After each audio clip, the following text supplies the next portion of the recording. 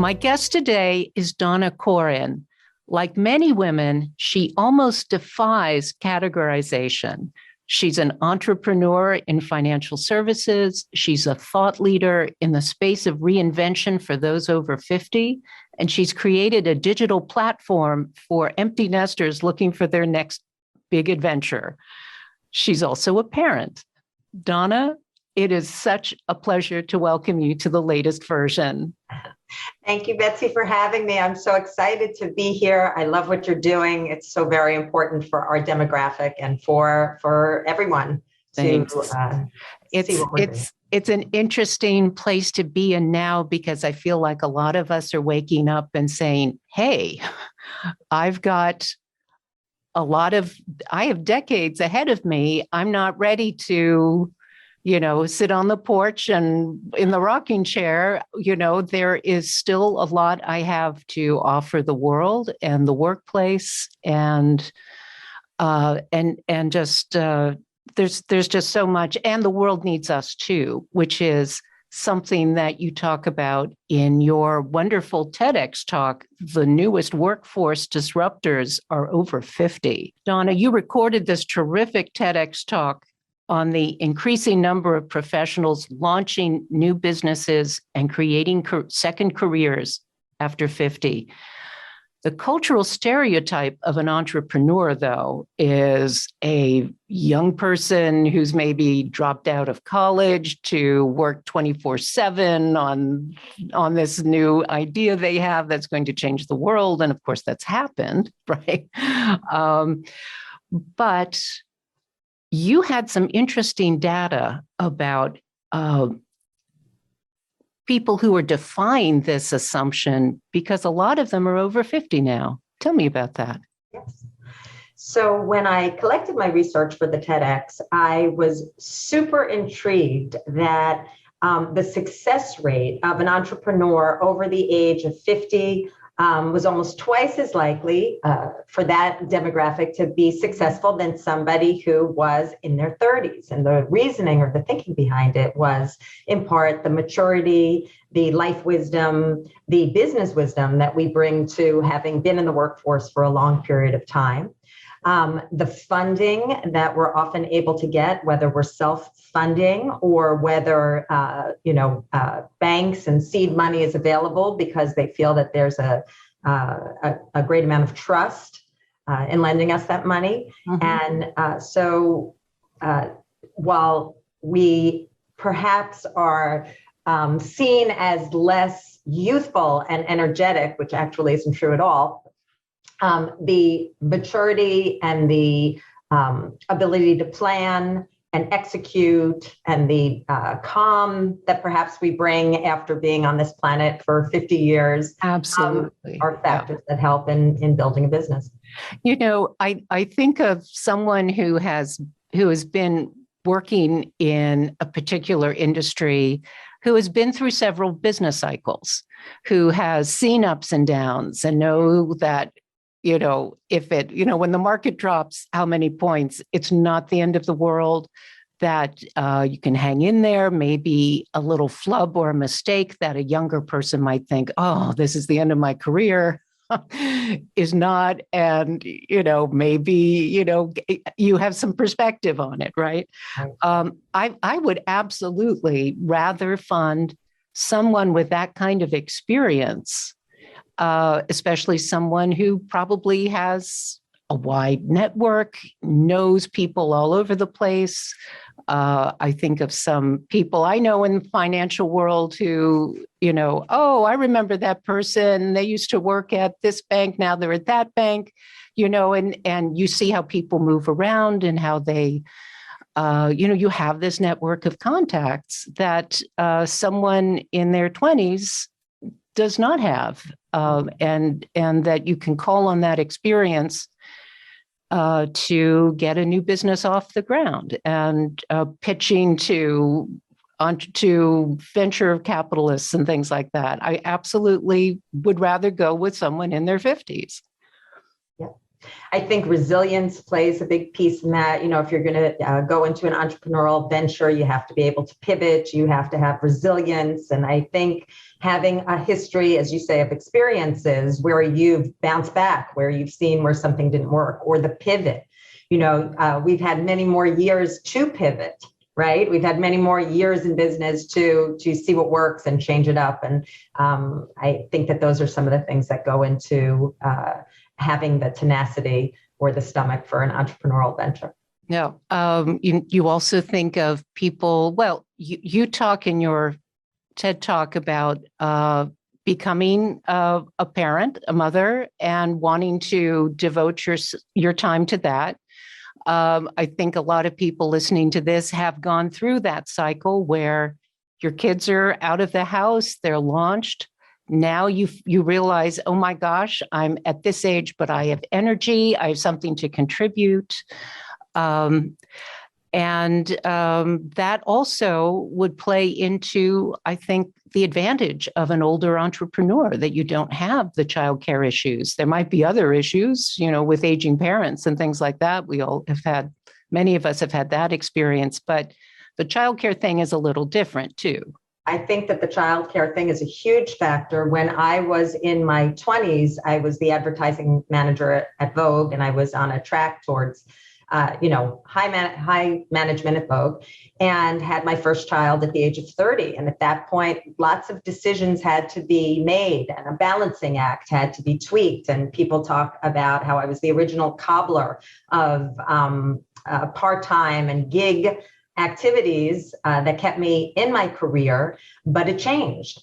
And thinking about where I am at the age now of 56 with children fully launched and out of the house, it's kind of a gift, because my time is my own. And those things that you may be angsting about, certainly for women, and how you're going to balance your time and your priorities, they're not on the table. And I think that both employers and entrepreneurs understand that this is a moment in time when people have everything or quite a lot to give to their career of choice or their business of choice.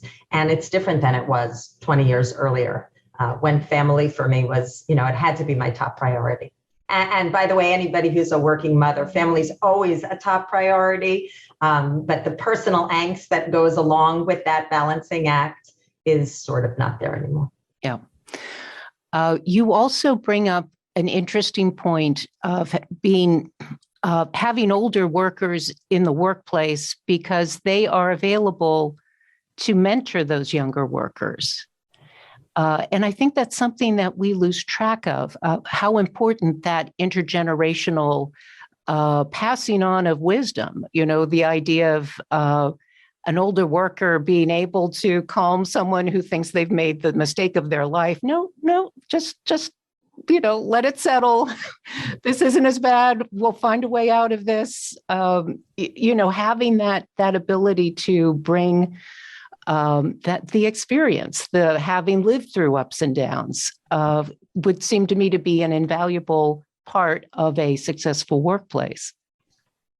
See, I think it's that, which is the soft skills, that we're talking about, the compassion, the empathy, the take a breath. But I also believe that that the perspectives are what make a business rich or enriched.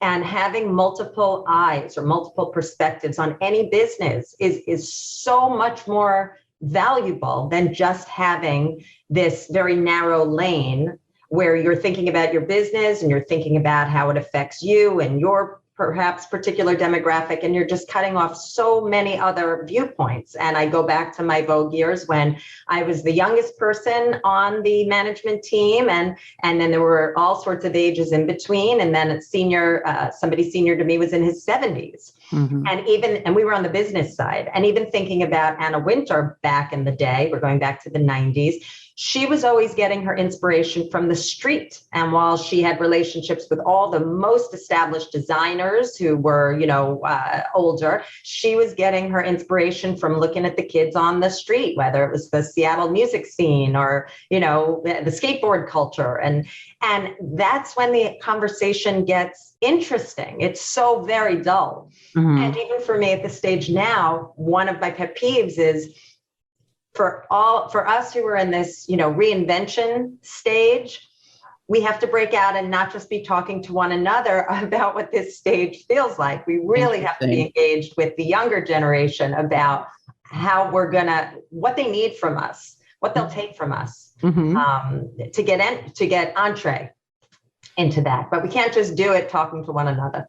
That's so interesting. I went back to college. I went to Columbia University at the age of 56 and graduated last year with a second BA at the age of 60. And being on campus and being with the young people, I tend to call them kids because they're the age of my kids, but they're not my kids. They were really, it was so valuable to see life through their eyes and to hear, what their perspectives are. And I think that the mix of the generations is something that's really important. There shouldn't be, and I don't think there is as much a generation gap as there used to be. I think we live in our kids' worlds more than we lived in our parents' worlds. Mm-hmm. Our music is still and playing at the grocery store, the hits of the 70s and 80s, but I feel like we need to listen also to those young people as well as they're listening to us, and that because we need to live in this world together. But there's this sense of, I feel like there are too many cultural stereotypes around being over the hill or slowing down, or that there's as much that we can, we need to keep up with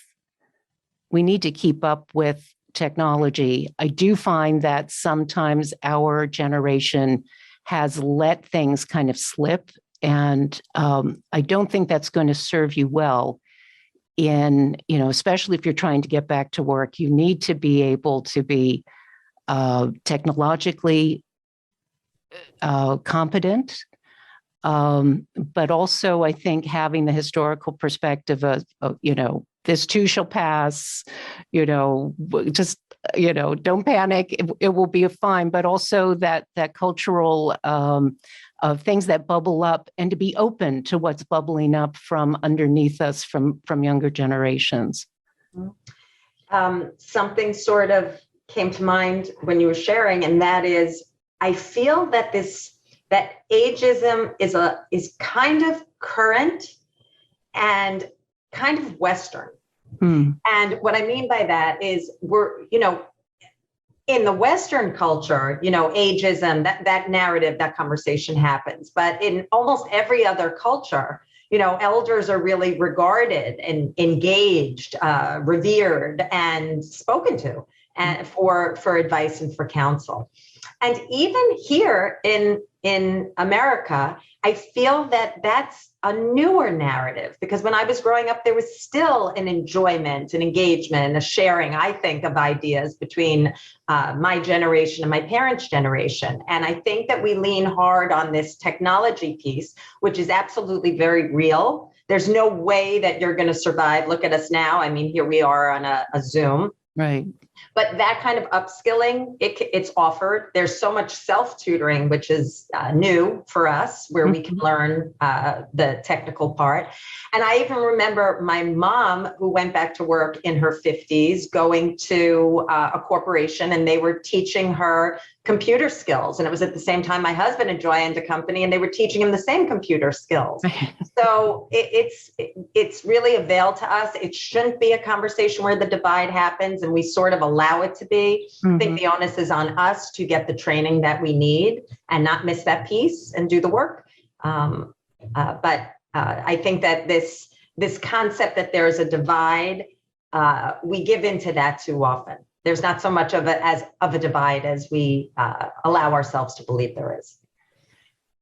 Another part of this conversation has been how large the consumer sector of our economy is 50 and 60-year-olds plus, and how we tend not to be, well, a lot of advertising executives who are forming these advertising campaigns are in their 20s and 30s, and they are not speaking to us as well as they could be. You were in advertising. You did advertising for Vogue. What do you think is going on, and what do you think how should consumer companies be talking to us so that they will benefit from our purchasing power? Right. So let's first talk about the purchasing power, because when I prepared for my Tedx, it was worse than I thought. The conundrum was worse than I thought, because statistically, people who are 50 plus are responsible for 70% of all disposable income. And 1 in 2 purchases against every category that you can imagine, whether it's cars or consumer electronics. It's even higher. It's like 80% in travel and luxury travel. And so statistically, we have all the wealth. The 50 plus demographic has all the wealth. And this is a trend that's only going to continue with our disposable income in the trillions by 2024. And it maddens me, which is why I started Empty Quester, because from a business standpoint, it maddens me that 5% of all advertising is directed to this demographic. The images that are used for this demographic are so bizarre. That's the way to say it. It makes no sense. And I know that ARP went very actively to get a new campaign going, and I think hired Getty Images to start changing the narrative. Yep. Part of the problem is that many of the advertising agencies are filled with people who are in their 20s and 30s. And I've been told that all the requests for proposals come in that they're really just looking to target the 18 to 35 demographic, even if it makes no sense because they don't have the disposable income to spend. And so my creation of Empty Quester, while it is a platform to talk to other empty nesters on a quest for their bold next chapter, is absolutely to reach the advertising community. And my PSA or my tagline is, hey, are you talking to me? Because they're not. And I've been speaking for a long time to many of my friends in the advertising agency world to say, hey, can we get this off the ground? I think there's a real opportunity for brands to pay attention. How do you wish to be addressed by the consumer, by advertising? What do you want to see? What would speak to you? It's a great question, Betsy.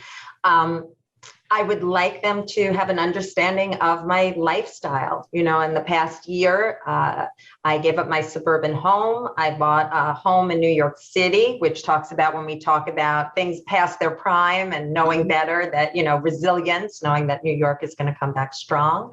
Right. I'm actively engaged in a lot of the purchasing decisions for my daughters who are in their 20s. I appreciate fashion. I appreciate food. I will travel again when COVID is further behind us. So I would like them to understand, you know, my vision is that they would show imagery that reflects the life that I'm leading, and not some gray-haired image of, you know, sitting idly, smiling in my computer, looking at pictures of the grandkids, which I don't even have yet. So, yeah, the imagery, it's either, it's one or the other. And to be honest, a lot of friends who are in this demographic, I don't know how old they are. And I don't think people could tell how old they were just by looking at them, because they don't conform to the gray, locks. Even they might be flowing locks, but, gray hair and kind of the wrinkly sort of thing. I don't see a lot of people my age looking like that. And I don't know, it's like that's some other person. And that's something far distant from me. That's not where I am now. And I think they're missing out. Certainly. Yeah. And I think that what resonates the best for me are ad campaigns that are so few and far between, but that are intergenerational. That, even some of the hottest fashion companies got smart about that. And even Dolce and Gabbana, put a mix of people. It makes it more interesting. So, I'd certainly like to be included in the conversation, in the imagery that's coming to me. Yeah. And talking about advertising, it's also been kind of disturbing to hear how ad executives who are in charge of some of these, who are in charge of campaigns, are often pushed out by the age of 40. And that's extremely disturbing, because that's ageism on the inside. And it's not just not talking to the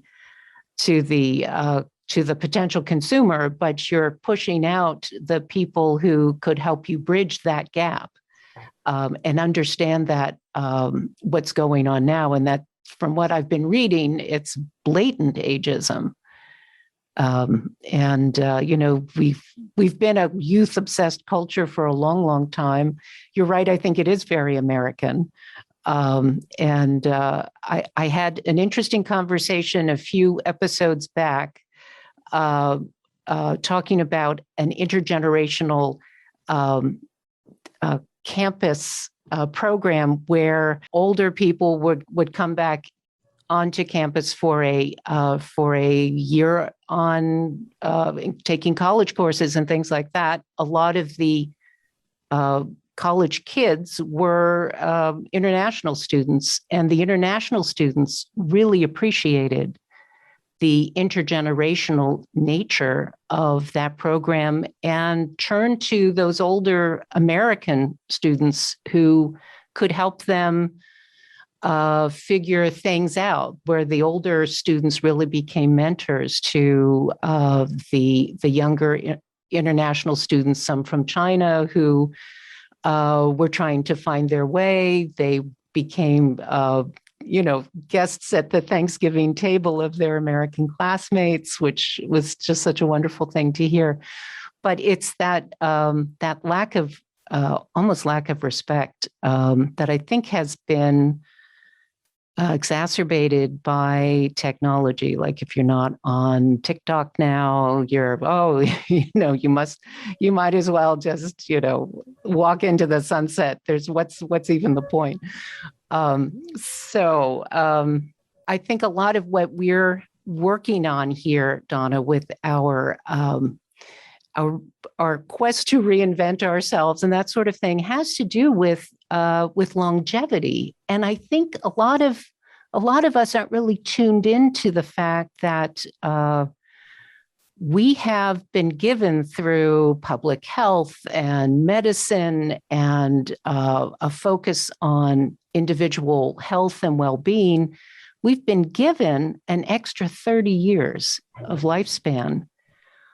And I think a lot of people aren't really tuned into it. But if you're 50, you could very well live to be 100. And so this idea of your working life going from maybe 22 to 65 is really not realistic anymore, especially since, from 65 to 95, do you really not want to do anything substantial? Do you really not want to add to your financial life? There are a lot of these questions that I don't think people have tuned into. Well, I'm the product of two parents who are no longer here, both of whom my mother worked into her 80s and my father worked into his 90s. Wow. And that was a combination, I guess, of financial need and staying vibrant and engaged. And the reality is, I don't, unless one is very wealthy and able to, rely on past earnings for sustaining the rest of their life. The reality is, if you're in your 50s and you're looking at another 40 years on this planet, you're going to have to work. Yeah. And so I do think that people who are in this demographic are quite aware of it. I think that companies are starting to understand that this is a pool that they can draw from. The work of Carol Fishman-Cohn, who is the creator of iRelaunch, is fascinating to me. She has single-handedly probably put 100,000 people in the 50 plus demographic back to work by educating companies and creating programs with companies like American Express and Goldman Sachs, and educating them that this is a pool of talent that wants to work, needs to work, can be retrained, and it's going to be our reality. If you look at population trends, it's our reality. Mm-hmm. It's only going to grow. So I think it's a combination of people waking up themselves. I think we're more woken up to that reality, and just society understanding that there has to be a place in the workforce for us. Tell me the name of that woman that you mentioned. Carol Fishman-Cohn, whose organization is iRelaunch. iRelaunch. Okay, I'm going to include that in the show notes and maybe have her as a guest on the podcast if she's available. I want to talk about your latest venture. You've also launched a new company in the financial services sector. Can you tell me about that? Sure. I think it's worthwhile to share with you sort of where that came from. I had spent 25 years in publishing, in different capacities while raising a family. And 8 years ago, a good friend of mine owned a merchant services company, and he suggested that it would be something for me to learn and do. And so in my 40s, I gave myself the opportunity to learn something that had never made it on my radar. I didn't think of myself as a financial person in any way, shape, or form. And I learned it. And part of the reason I learned it was for the flexibility that it offered, which was incredibly important while raising teenagers. Mm-hmm. And 8 years, just to back up, what payment processing is that any company that accepts payment by credit card or ACH in their business goes through a company like mine to process payments. And there are fees associated with that. And what we do is we lower those fees. And so I learned this industry and was keenly aware that there were very few women in this industry, and that it's a great industry for women because of the flexibility. So last year I went out as Change, which is a women-owned payment processing company with a play on words. Keep the change, change, more women in the industry, and it's been fun. And I have a mission not only to help, companies in general, but really to help women-owned businesses to save money on this very overlooked expense. It's been fun. How interesting. So companies, a small retail business who is accepting credit cards has to pay a certain amount. We know that a lot of businesses prefer cash because they don't have to pay the processing fee. But so your processing fee is lower than the industry average. Yes. Is that right? Yes. And Betsy, when you speak of it, you talk about small retail and of course, small retail. But what I'm really talking about is large companies that might process, $5 million a month. And the savings for a company like that in the work that I do is so material that it could actually save them enough money to hire another employee. Wow. And what I lean back on is my years of corporate experience. So, the goal is really to help large companies with large volume save significant money in their business. And I draw on skills that I had as a professional back in my 20s and 30s and, all throughout. So it sounds like it's a real disruptor model, as we love that word, the disruptor, idea that kind of upends things and gets people looking at something very differently. the goal is to get more professional women to join me. Oh, that's great. That's great. Well, I hope that goes well for you. And tell me about Empty Questers. What's that about? So Empty Quester is really where my passion lies. It's what gets me up on my feet in the morning, and it's still a work in progress. And I created it 4 years ago when my youngest child went off to college as sort of a place where I could write and blog. And then for fun, I hired an intern and did lots of interviews with other people, just like, Betsy, people who are reinventing themselves, who are on this quest for their next meaningful chapter. And I'm really trying to think about where and how I can create this community, and that will then resonate with brands, and to become a face and a voice for the brands who want to reach this demographic. So it is my absolute love and passion project. And in 2022, that's where I hope to see this concept grow. That's 2022. We're already looking forward to a new year, aren't we? Yeah, I know the feeling of kind of, as a podcaster, there can be a long runway to getting things lifted off and headed to where you hope they are going. I will share with you, because I think it's really fun. A lot of what I believe we need to do is always push past our fear. Mm-hmm. And so I've now recorded 2 TikToks on Empty Quester. Oh, good for you. Not sure where it's going to take me, but knowing like that it's a uncharted ground. And if younger people are doing it, well, that might be a place for me to do it too. It's interesting you mentioned TikTok, and I kind of was a little offhand about it. I did have someone tell me, a young man who has kind of been looking at what I've been doing with interest, and he said, you need to be on TikTok. And okay, so we're going to push past our fears and see how we can make TikTok work for us, because this is what we need to do. We can't just, I think about the early days when people started using email, and that there were folks who said, oh, I don't use email, right? I don't do, and it's like, you need to evolve and change. And, if you want to label yourself a dinosaur, I guess you can do it if you want. But I think a lot of us are like, no, it can be surprisingly easy to learn some of these programs and platforms and use them well to our advantage. When I was at Columbia and I would have a question about something and I would ask a classmate, she would very often pick up her phone and Google the answer. I'm like, oh, well, I could have done that.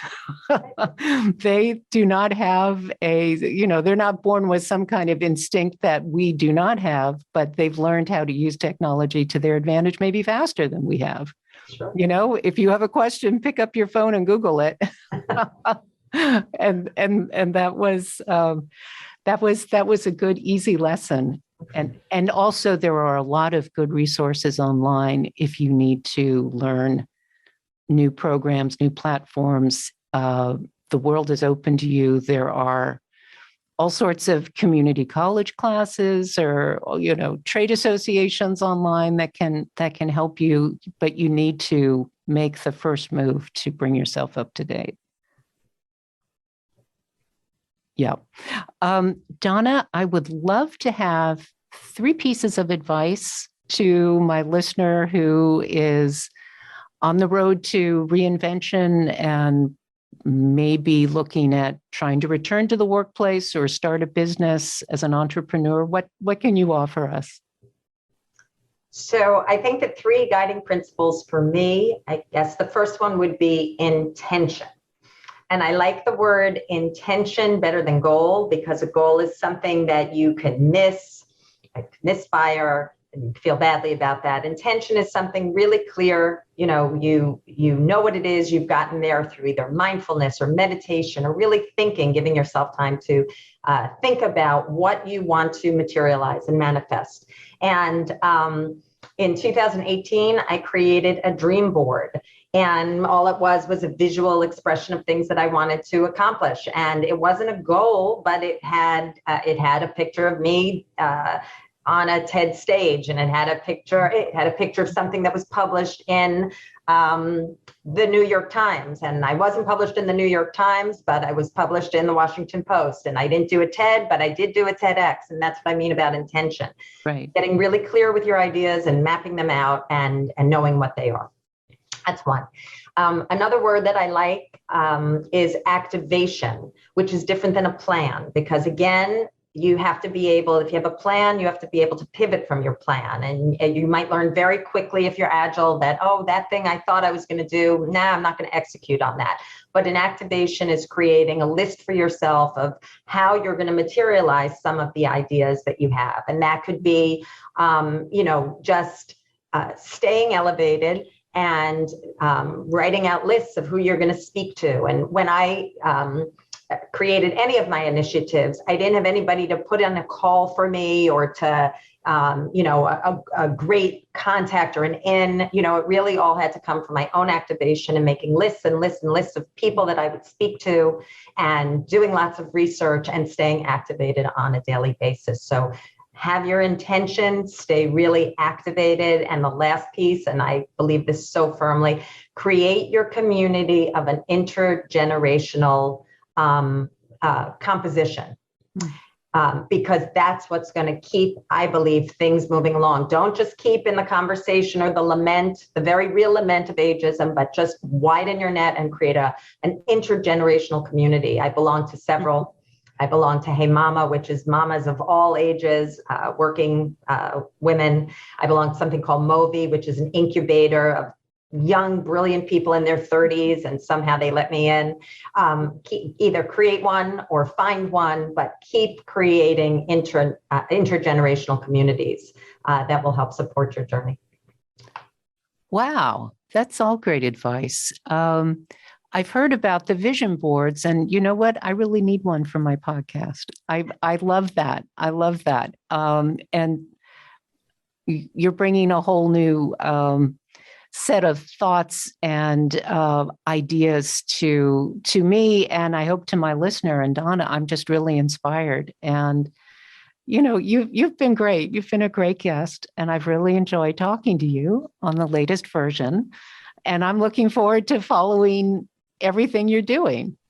I'm going to follow you on TikTok. Okay, great.